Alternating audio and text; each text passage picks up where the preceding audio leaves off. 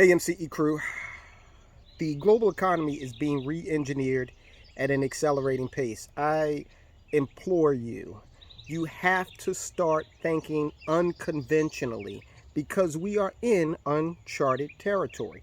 Now, I know some of the concepts that I talk about on this channel are uh, a little beyond, the beginning stages of understanding how money works. I get that. I encourage you to go back and look at some of our earlier videos where we did a lot of kind of formative stuff. And we're going to do more of that. But the news is coming at us so fast. Check this out. There's a 10-week supply of wheat left in the world. So says an agriculture expert. This woman, Sarah Menker, the CEO of agriculture analytics firm Grow Intelligence, told the UN Security Council that the Russia-Ukraine war was not the cause of a food security crisis, but, quote, simply added fuel to a fire that was long burning, unquote. Ukraine is considered the world's breadbasket. We talked about that before on the channel, the flag of the Ukraine that you've seen so many of lately. That flag, the yellow on the bottom and or I'd say gold on the bottom and then blue on top, symbolizes a wheat field on a blue sky. Okay, so what we're seeing is Russia and Ukraine combined account for 1/3, 33.3% of the world's wheat exports.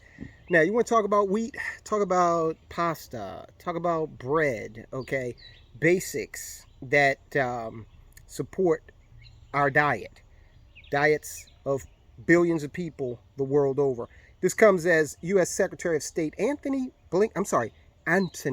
Blinken accused Russia of using food as a weapon. Blinken also addressed the UN Security Council, and he said that Russia was holding food, quote, hostage, unquote, not just for Ukrainians, but for millions across the world. Now, listen, if you're in America, if you listen to these guys, Blinken especially from this, article, if you listen to him, you would think, oh, this is somebody else's problem. Food shortages are not going to affect us here in America. Yes, they are. This administration has no incentive to talk about that. They have no incentive to be upfront with you, considering the president's poll numbers are in the toilet. Remember the evil dictator, Donald Trump? Well, Joe Biden's numbers are beneath his in all categories, among all demographics. Because you know what? If you're going to the supermarket and you're finding it uber expensive just to feed your family, well, probably going to regret that vote if you cast it for old Joe. The Russian government seems to think that using food as a weapon will help accomplish its invasion. Has not to break the spirit of the Ukraine. Its invasion has not broken the spirit of the Ukrainian people. That's another thing. They keep trying to push this thing and hype it up such that Ukraine has a fighting chance. Listen, it's over. Russia is going to win. Okay, whether we like it or not. All right. Now, they didn't go in, war. When we wage war in America, it's a televised event worthy of a few movies. Okay, think about all of the movies, the Hollywood movies that have come out of the war on terror. All right, it's a moneymaker. Shock and awe. You can sit down at your television and watch as some other country gets bombed by the United States of America. It's a televised event, but that's not how war is being waged by the Russians in Ukraine. First of all, I don't think they want to absolutely destroy the country, because what they want to do is they want to use the infrastructure of the country. We go in, we destroy everything, and we even make that a profit center, because we go in, we destroy everything, and then we hire American companies to rebuild it.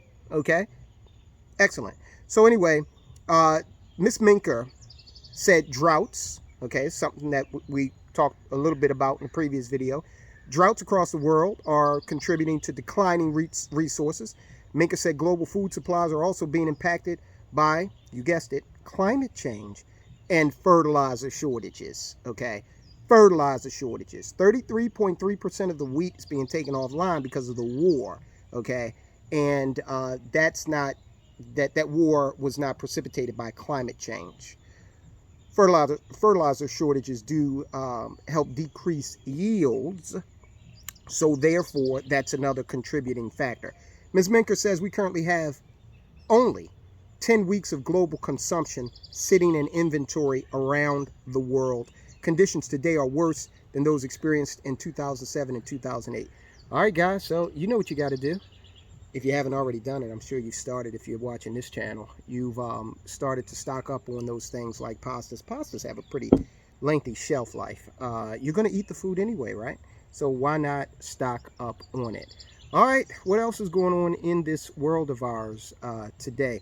Well, down in New Zealand, they're handing out more cash to fight inflation.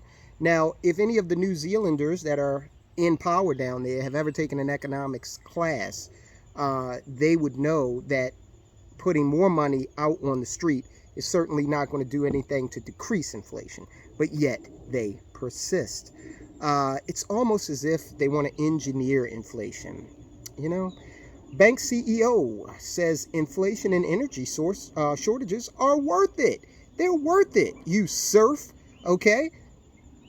Kirsten Brayton, CEO of Norway's largest financial services group, spoke on a panel at the World Economic Forum's meeting in Davos, Switzerland.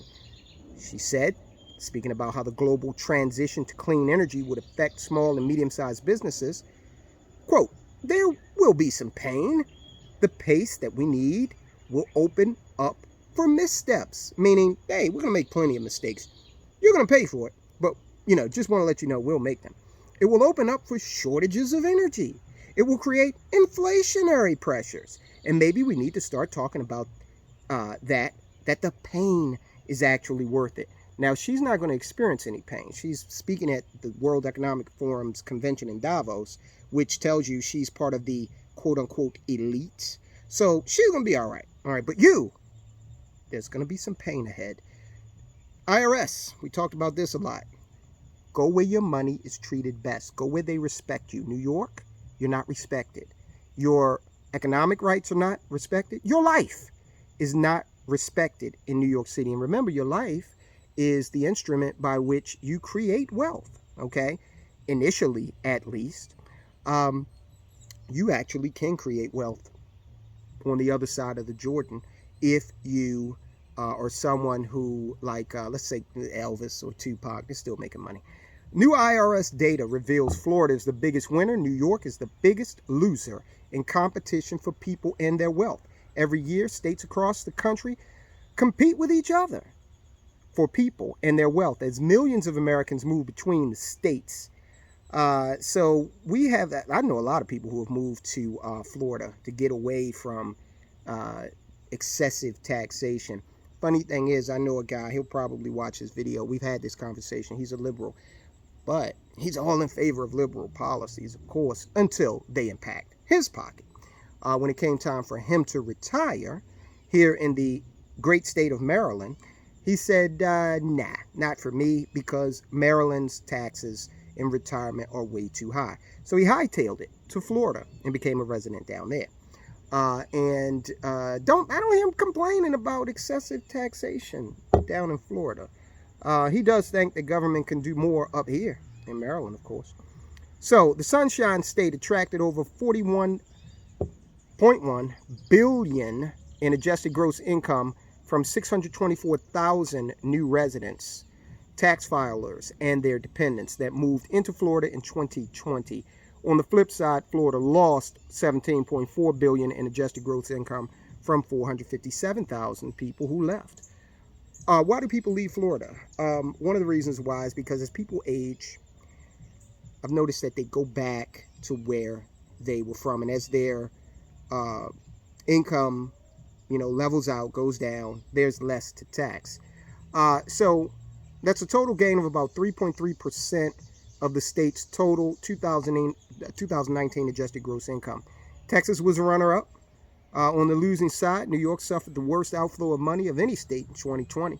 The Empire State lost a net let's just call it $20 billion in income, or 2.5% of its 2019 adjusted gross income. California was the next loser. losing 17.8, or might as well say 18 billion, and 263,000 people. People are voting with their feet. You have to go where your money is treated best. And when California is left with a bunch of people who they've put on the dole, and all the producers leave, maybe in a generation or so they'll wake up. Probably not, because I like nice weather just as much as the next guy, but I'm not going to. There's plenty of places with nice weather around the country. Florida, Texas, okay, they're winning.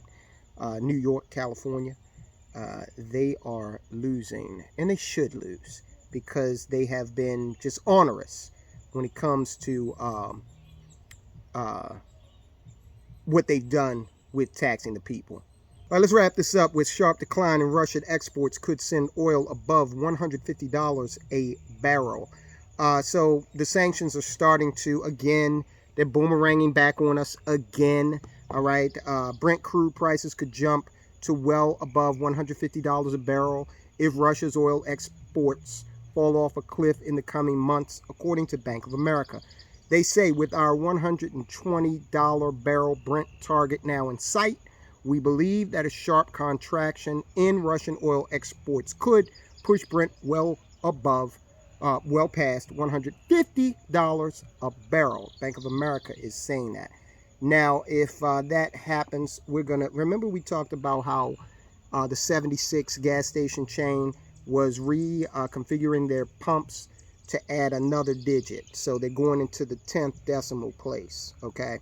The tens, all right? Can you imagine paying $10 a gallon for oil, for gasoline?